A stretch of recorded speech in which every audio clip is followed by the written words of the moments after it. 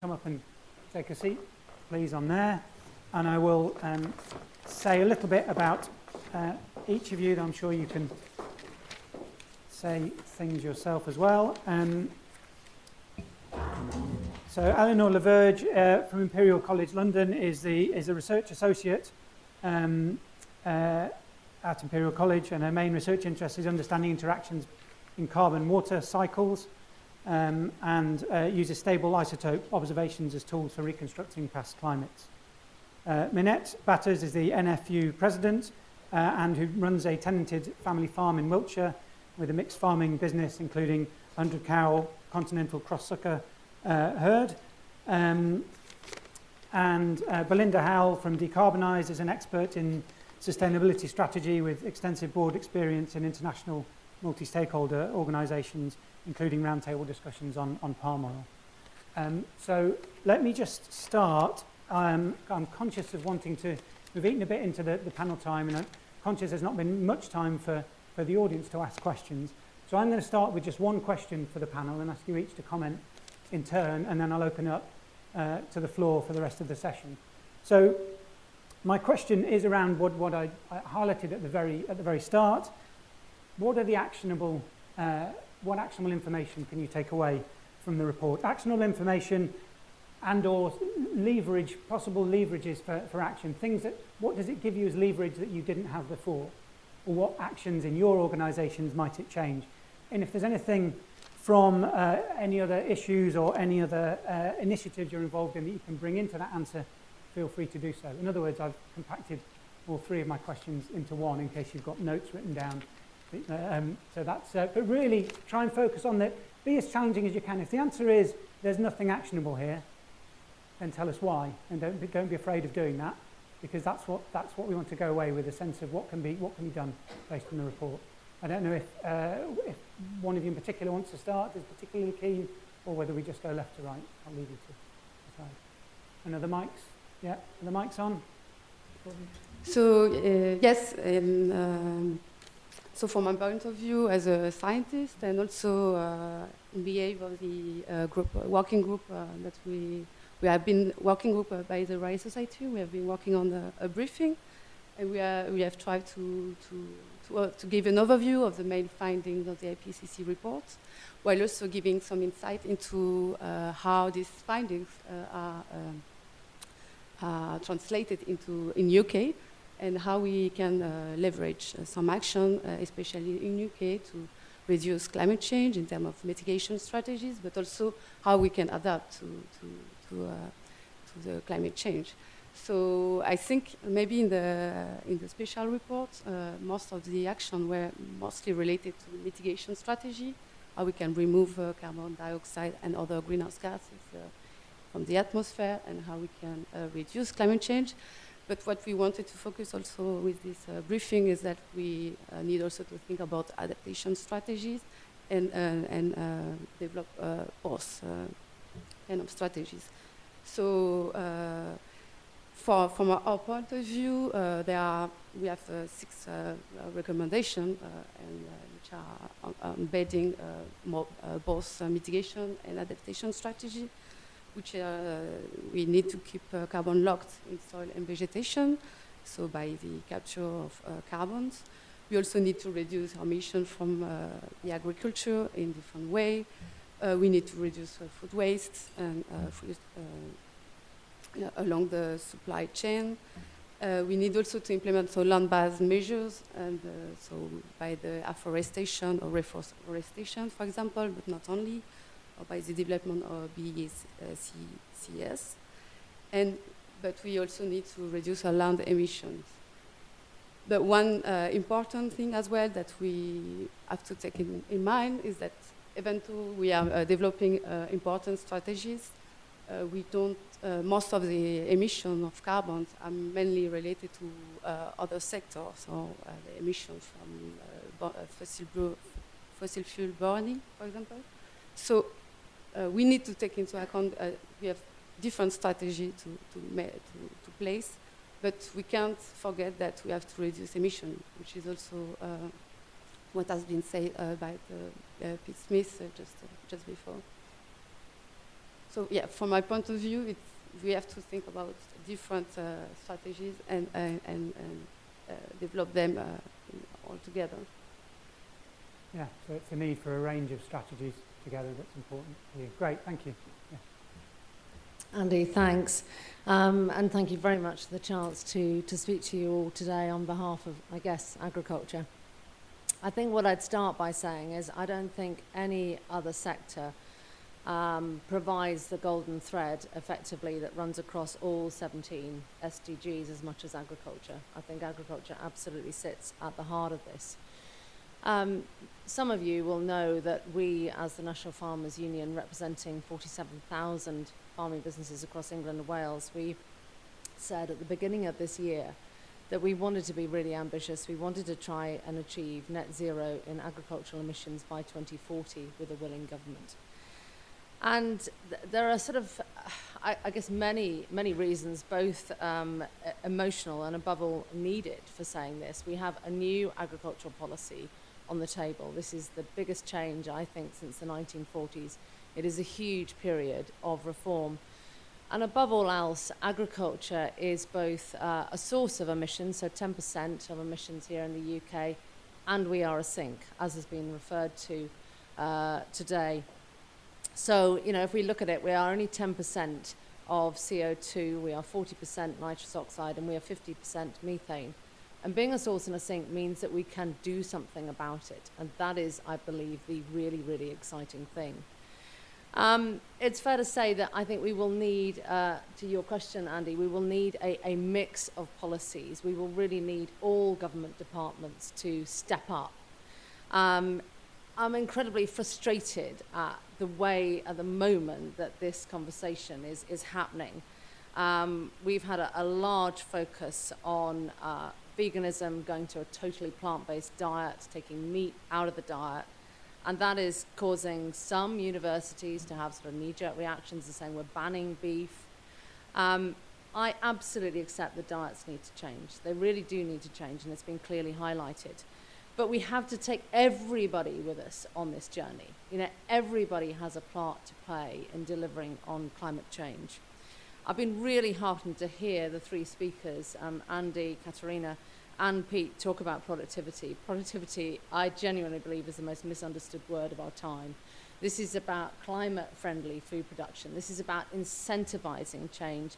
This is about producing more from less. Sustainable intensification, nobody ever understood that either. So this is an incredibly important part of a new policy, and we would see three parts to it, really: better environmental delivery, be able to put more land aside for biodiversity and nature because you are focusing on productivity. So the other third of future policy wants to focus on productivity and incentivization. And then the other, an important plank, the other third is focusing on volatility and really bringing government, the supply chain, consumers into all of this, focusing on the functionality of the market, not allowing this to get competitive. And if I was going to give a comparison, I would compare it with what we have done as a country on antimicrobial resistance, where on the back of the O'Neill report in 2010, there was cross-party commitment to deliver on AMR. And we as a country, as livestock farmers, we have lowered our usage by 53% in that time. Now, Theresa May set the ambition to lead the G7 on the decarbonisation. If we are going to do this, we have to get trade right. We have to believe in our standards because it is so, so important. And that will then allow us, I really believe, to lead on the decarbonisation, but to lead on it in a way that really is going to create the changes that you have seen and heard of across the world. One final thing I'd say on food waste. A frustration of me in this approach so far is that we are not talking about food waste. It is the elephant in the room. In this country at the moment, we waste £16 billion every year on food waste.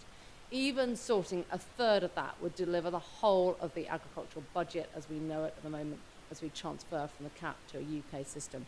So the message from me is we must value our food as a society much, much more. We have to create those step changes before we go to these these sort of systematic approaches about banning meat out of a diet. It's about a healthy, balanced diet. You clearly saw with the Harvard Eat Well plate the diet that we need to go to.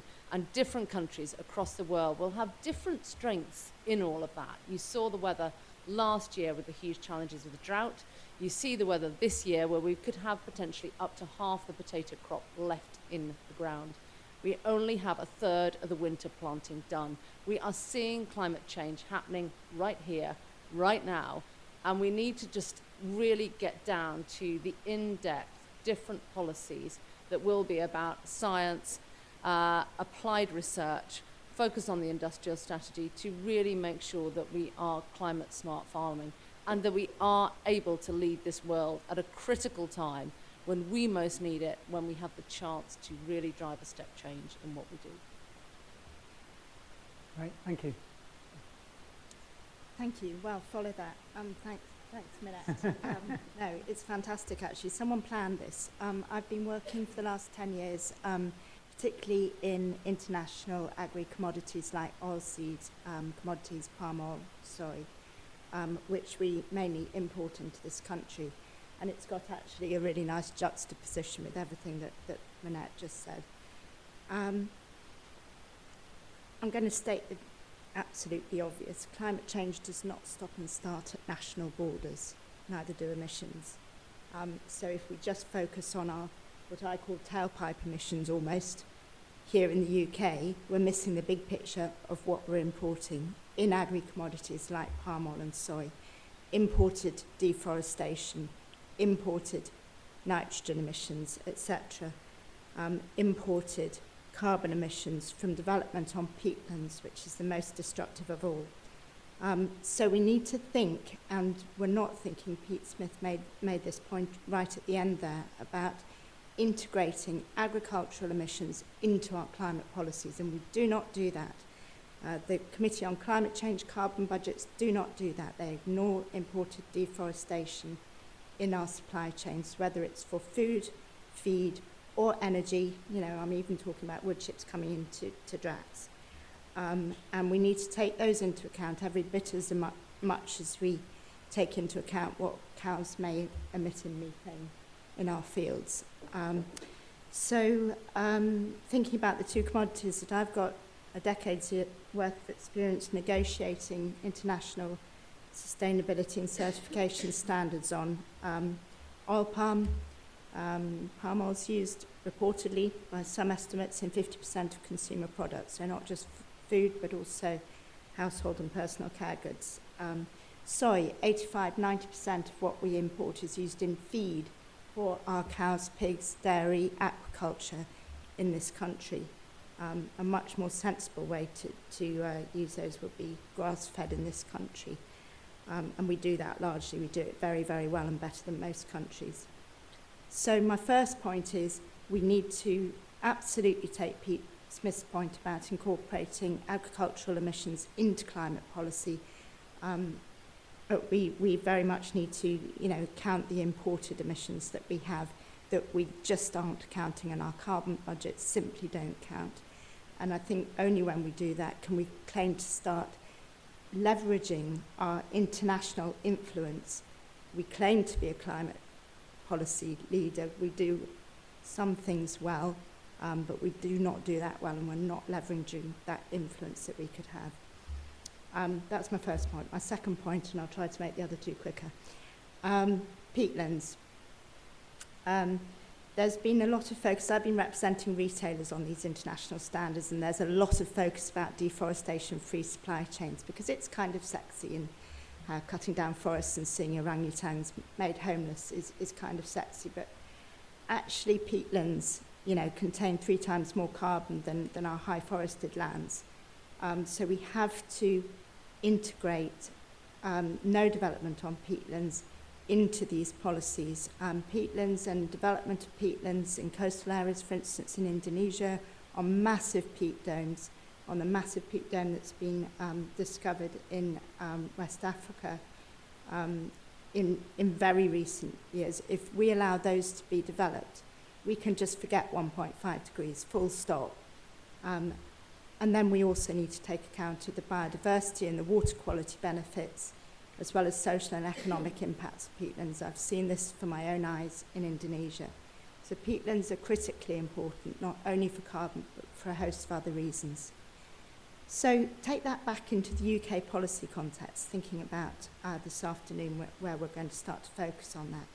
Why have we failed over the years to eliminate peat from our horticultural use and almost recreational use in peat manures, and instead, just carry on importing peat from other places like Ireland and Eastern Europe?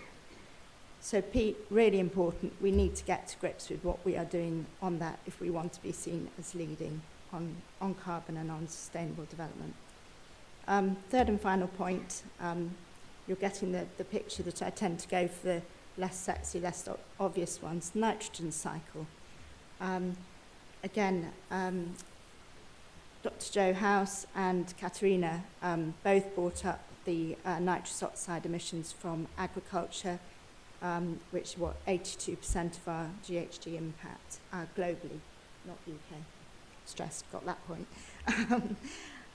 So I mentioned that we're importing soy for maybe 89% of the soy we import is used in feed. Soy is naturally nitrogen fixing. It's a legume. That's what legumes do very well. So why are we allowing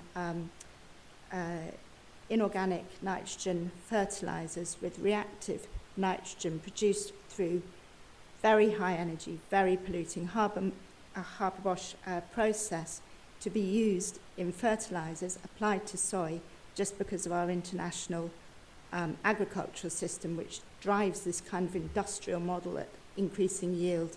And I'm talking again about, not in this country, I'm talking about countries like Brazil, Argentina, and the same that's happened on palm oil and soy in Malaysia and Indonesia.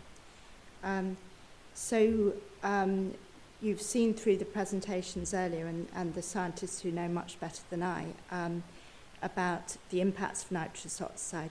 Mainly there we're looking at the impacts of nitrous oxide on climate change because it's a highly greenhouse gas, global warming potential gas compared to methane and carbon dioxide. But also we need to think about the feedback mechanisms and the feedback loops that are going to happen between anthropogenic disruption of the nitrogen cycle. Nitrogen use has increased by 100% in recent years, whereas carbon by about 40%. Nitrogen fertilizers in the very first diagram in this report are shown to have increased by 8 times, 800% since 1961. Anthropogenic messing up of the nitrogen cycle is far more damaging even than anthropogenic messing up of the carbon cycle, and they're going to have feedbacks and interactions with each other, and already are doing, to a much greater extent than I can explain to you, but there are some very clever scientists in this room who can do that, and we need to start building that in, not just the greenhouse gas impact of that, but actually the global impact of that on our agricultural systems and biodiversity. Okay, thanks very much. Good, a lot of rich information in there, and now it's your turn. So what I'll do is collect 3 questions, which I will pass on to our panel in turn to comment on however many of those they wish at a time. If the answers start to sort of go on a bit, I'll pace up and down in front of you, because I've let you sort of have the things that you sort of came with to say, which have been really valuable. And now I think it's very important that the audience get their chance to participate and ask questions. So, those questions, yes, in the front. I believe the elephant in the room is the fact that there are huge vested interests in the way food is produced. Much like fossil fuels, then huge industrial models of agriculture have a sort of stranglehold on not only research and development, but also the voice at the table. So they have massive lobby power. And so how do we get minority voices who actually, the reality of the data, I'm sure, as you know, is that you produce much less waste, much more food in much less land and store water on a very local community basis. And in fact, our agricultural model, which is massive import, is very destructive. So how do we get those voices heard, and how do we avoid the big lobbies just greenwashing, essentially? Great question. So vested interests and inclusivity. Important point. There was a hand there, yes.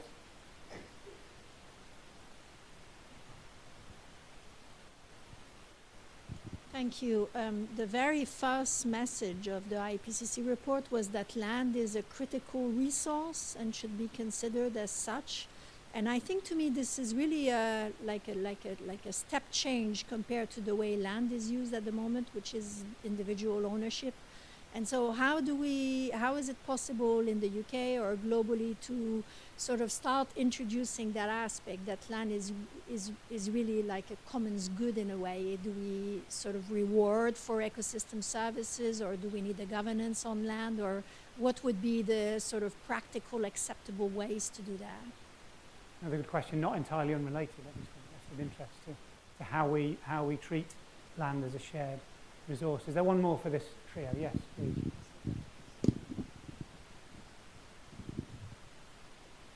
Hi, thank you. I think this sort of relates to the first question as well, actually, but to what extent do you think we can help educate the public with better food labelling? So, for example, I work with some aquaculture people, and their labelling doesn't account for emissions at all, and I think the public do get very confused by that.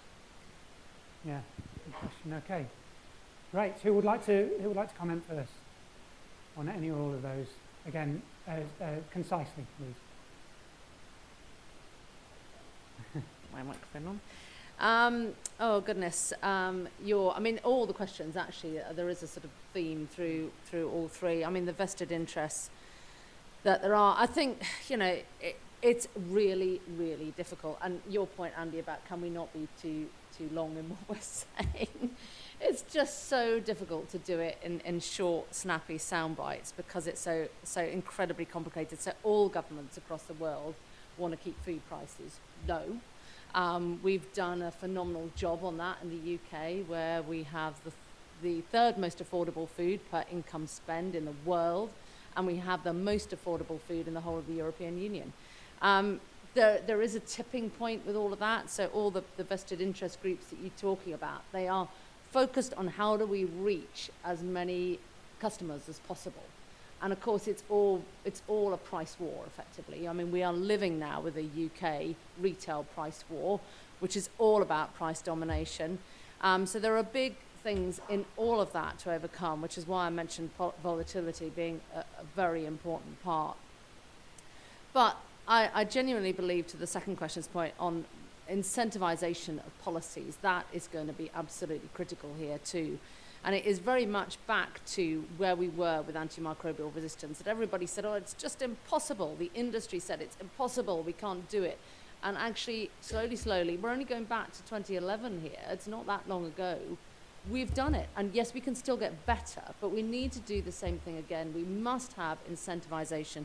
We must have a willing government. We've got to break down all those silos in departments at the moment, because every department has a role to play. And the other point about educating the public and labelling, it's about, I really passionately believe, about educating children to believe and trust and value the food that they buy. Now, if you don't learn about that as a young age, you now, with the power of the internet and Google, you have information on diet coming from all unknown sources. Governments have a fundamental role in teaching children how to value the food, thereby valuing the planet that they thereby inhabit. And I think there will be, going forwards, we've got red tractor assurance, we've got RSPCA assurance, we've got organic assurance, we've got some great assurance schemes. I genuinely believe that sustainable food that is climate friendly will be what Generation Z wants to buy. So I think assurance certification systems are going to have to move quite fast to stop this getting competitive, to stop one person saying, well, we're doing more. You can see how at the moment this is getting politicised, with Lib Dem saying, well, we're planting 60 million trees because you're only saying that you're going to plant 30 million. So it can't do that. It's got to have everybody bought into the ambition of how do we deliver on climate change. So I think I'm trying to talk quickly to get through it, but that's my good. thoughts on the three. Okay, thanks. What's the next? So I've seen to the first question, I've seen huge influence of vested interests as we've been trying to negotiate international standards on sustainability on palm oil and on soy. Probably much more than I see over here, perhaps because that's where I've been working. So I get that, but I think it's an international problem. It's not one that's particular to this country. On land use change, land use, what we've been trying to do in negotiating those sorts of standards and certification are not the only lever. Pete Smith mentioned a number of others, but they've been what we've had up until now. What we've managed to negotiate has been in two areas. One on soy, no conversion of land. So not just no deforestation, but natural land, savannas, etc. Because soy can be grown on a number of different biomes, not just the Amazon, but the Chaco Atlantic forest. And actually, Danube soy is a massive thing now. So we now have a big source of soy from Europe, from the Danube region. So we've negotiated that as a voluntary standard in a pre-competitive manner with multi-stakeholders from environmental and social NGOs right through the supply chain from the big producers to consumer goods manufacturers, processors and traders, retailers who I was representing, and negotiated those in that way. With those multi-stakeholder standards, it will always be a compromise. They're never going to be perfect, but we've got fairly near that on soy. On palm oil, we do now have a more or less no conversion standard. It's called RSPO. We have to allow some flex room for very poor, high forested area countries where you might be actually stopping economic and social development by not allowing some palm oil development in limited community-based agricultural styles. But on land use, what we're trying to avoid is that previous total industrialization approach to it that Malaysia and Indonesia certainly went through with palm oil, and Brazil certainly went through with soy, and Argentina to some extent too. I think we have to be very wary. I'm not going to mention the B word somehow, but we have to be very wary not to drop those sorts of standards. So if we start importing soy from the US because it's cheaper or it's deforestation free, because by the way, like us, they did their deforestation a long time ago, then we don't actually solve any problems or avoid any problems. We import certainly all of that nitrogen I was talking about that we're also already importing from Brazil. So we have to be very careful to make sure that we apply equivalent standards to what our private sector is demanding internationally in the best standards to any imports that we are looking at. Otherwise, we will disadvantage our own farmers and put ourselves out of business as an agricultural country. Thanks. Okay. I'm going to put it, just staying on this topic, I'm going to put it back out to the audience, basically saying, on this issue of vested interest and land as commons, are you satisfied that those answers help to point towards a way forward? Are there other ways we could engage, or how might the climate emergency movement take a hold of this issue? Education's been mentioned as being really important in food, and I agree that has to be part of it. That kind of starts early on. But the climate emergency movement has such passion and energy behind it. It strikes me that issue of vested interests and inclusivity and land as commons, if that had some fire in its belly too, that might kind of help. That's just a notion. People may or may not want to follow up on that area. Let's just ask that first, if there are any follow-ups on that first set of questions. There's one at the very back, yeah, gentleman at the back.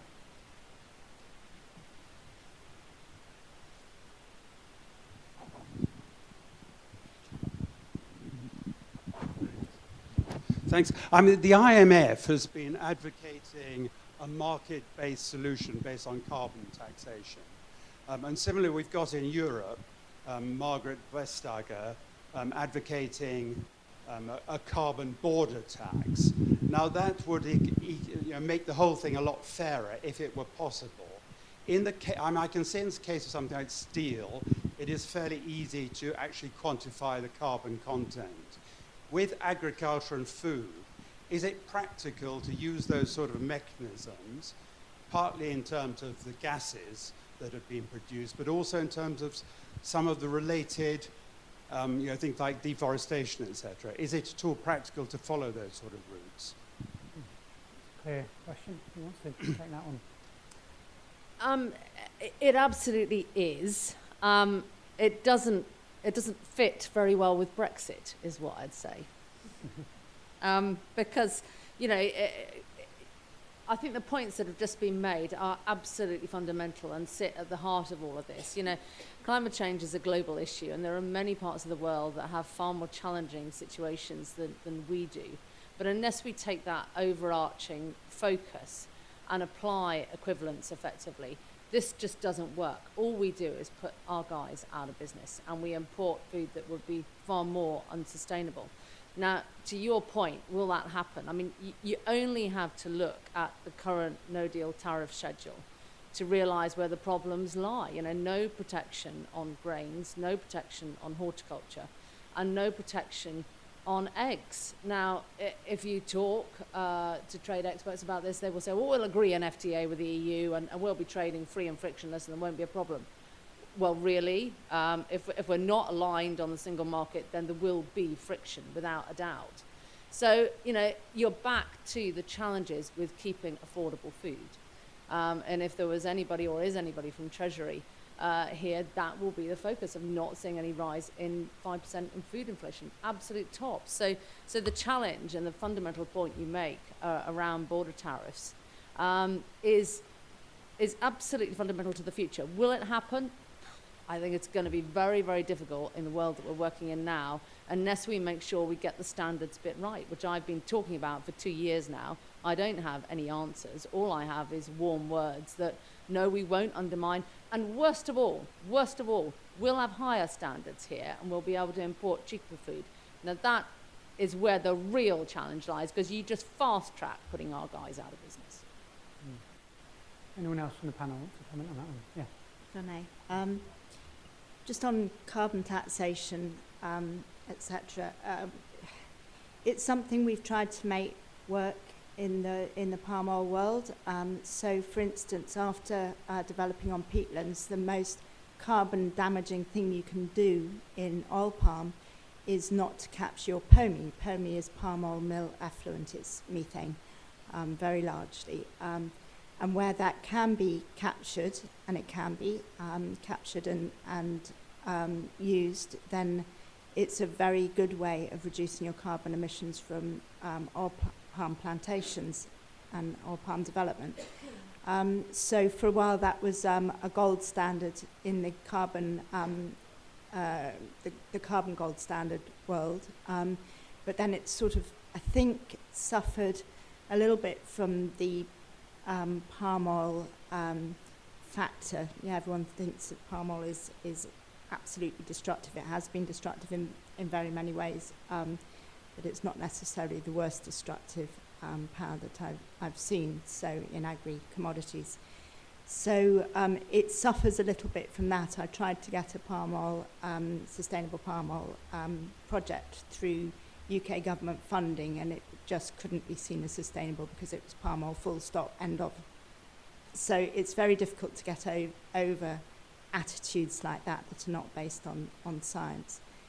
I think there's a role for it, and there's certainly a role in the high forested countries, particularly West Africa, frontier for palm oil development, in northeast Brazil, frontier for soy development, to try and find a way to help local communities develop, but also respect their forests and their natural lands, and not just develop them industrially. How do they get value out of that? How do they get paid for not developing those? And I think it's a really big question that I haven't really seen cracked yet through all the reds and red pluses and everything else.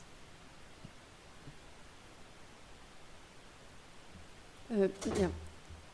Yeah, from my point of view, I'm not really in the carbon pricing, so I don't think it's a really the best solution to reduce our emission. I understand that can incentivize policies and reduce the emission, but I do think that we are really to think how we use our land and try to really think, slow down and not aiming to necessarily increase the economy, but really thinking about how we can adapt and how we can find a better way to reduce our emission, but without really thinking about how we can make this reduction of emission within the how do you say, economy. Yeah. Okay, thank you. Time for one last round of questions then on anything, everything. Lots of hands coming up. Yeah, one there and then two at the back. So I'll take, as last time, I'll take the 3 questions and then pass over to the panel. I've been sort of itching to mention this for a long time, for all morning. Extremes. We've mentioned even locally the impact on the potato harvest of the recent floods. But, you know, I recently read an article about the possible increase in droughts over our corn belts, which may get 4 times more likely in the future. How do we make our food system more resilient to what could be a fairly disastrous? It will be the extremes that get us, particularly in the short term, I believe. Do you believe that? But it's certainly we need to make our systems more resilient. Good. And there was, yeah, at the back. Hi. In the past, pigs and chickens used to be kept in backyards to convert food waste into food. Would you see a role for the reintroduction of swill to replace the imports of soy? Swill for soy, great, thanks. And there was another one at the back, wasn't there? I don't remember where, yeah. Great. Hi, it's Rosalind West from the Department for International Development.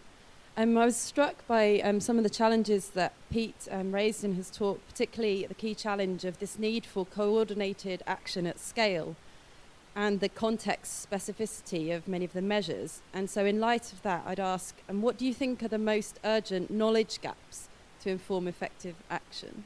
And it's to the panel and to the speakers. Thanks.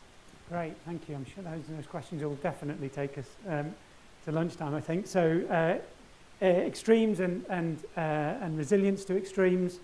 That's a really interesting question. I did a little bit of work looking at breeding pipelines in the UK as well as in Africa, looking at those extreme events and speaking to crop breeders here and saying, you know, they came to us saying, these extreme events are disrupting our breeding trials and they're making us not quite know whether we're quite testing in the right environments, given the variability that we're seeing. Are we testing over a long enough period? So even just from a crop breeding pipeline, that presents challenges. So extremes and resilience, swill for soy, and what are the options for combined action, and what are the knowledge gaps involved in that? Who wants to go first? Yeah, great.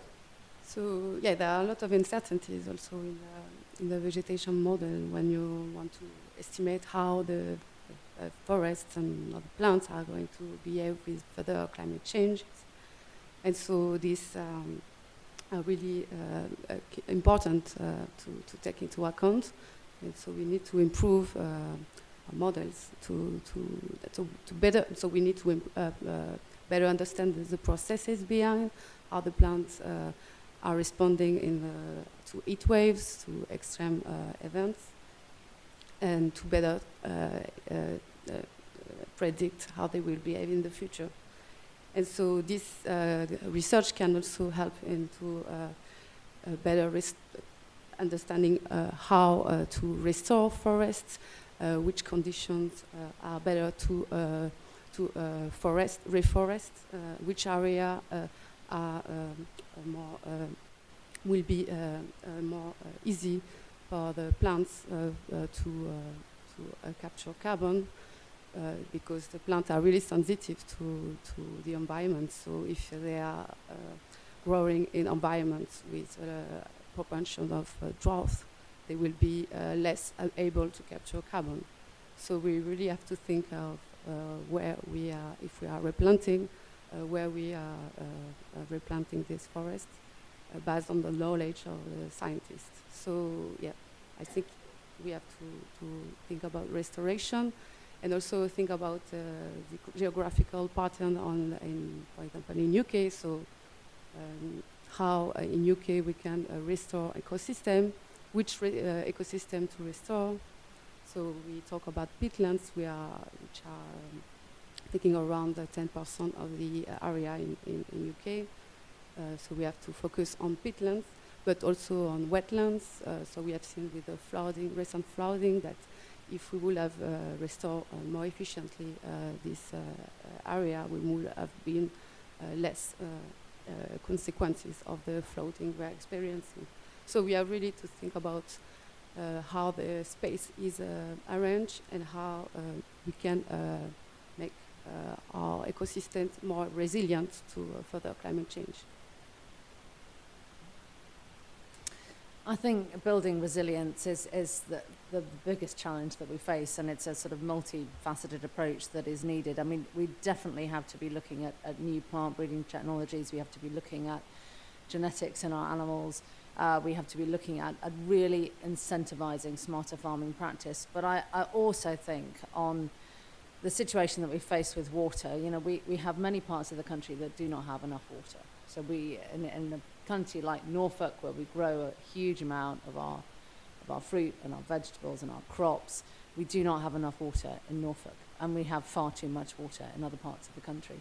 And we have, I believe, to be able to get to a similar system to what the Dutch have, whereby, like climate change, every single citizen takes ownership of the problem. Every single citizen invests and believes in the challenge of water. Now, we waste water, we don't value water, we don't look after it, and we can't transport it. So we need a massive strategic rethink in water and how we manage it and how we allow the storage of it. You know, we've got a situation in Lincolnshire with 5 farming businesses under 2 meters of water that they are storing for who knows how long. That water on that land is the same level as the river. The bank has breached, and there is no sign of that water going. Now, that is absolutely prime productive farmland. Now, there should be a mechanism in place for some of that land to be able to store water, so that when this happens, we can store that water and we can store it, and then we can use it when we need it. To the point made on pigs and chickens and feeding swill, look, I mean, honestly, foot and mouth, BSE, I mean, if we ever go back to those days, we have, and sadly nobody really realizes this, but over the last 25 years, with what I said about certification and assurance, which came, don't forget, on the back of, and this is your talking about something that I don't know as much about, but we created those because you know, our system was broken. It didn't really exist. So we cannot go back to those days of foot and mouth. You only need one. You only need one person to get this wrong and feed animal to animal, and you kick off a nuclear disaster, effectively, as we saw with foot and mouth last time. So we cannot go back to that. We have to really be proud of what we've got. And on the back of Salmonella, on the back of BSE, it's been a triumph, really, of what we've achieved now, that we do have the safest, securest supply chains in the world that are, again, massively put at risk for the reasons that we've discussed around Brexit and allowing ingredients in that we don't know how sustainable they are, we don't know how safe they are. So we've got to look to the future rather than the past, which is about new innovations, new levels of R&D that will really pioneer the certification that we have at the moment. But as I say, you only need one rogue player to kick off a national disaster. And we saw it the last round of foot and mouth, and we cannot go back to those days. Food waste is an issue that we need to face into and that we need to solve, but it is not by feeding swill to animals. That can never, should never, must never come back.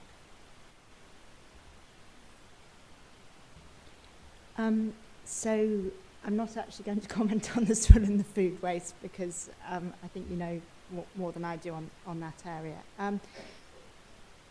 Climate resilient agriculture is a catchphrase that's been used a lot. I think we have huge potential to use. Actually, you look at the last two answers, you look at re-wetting and using and restoring our peatlands properly, using those to store up catchment water and provide greater water quality, which relates then to Minette's point about water storage as well.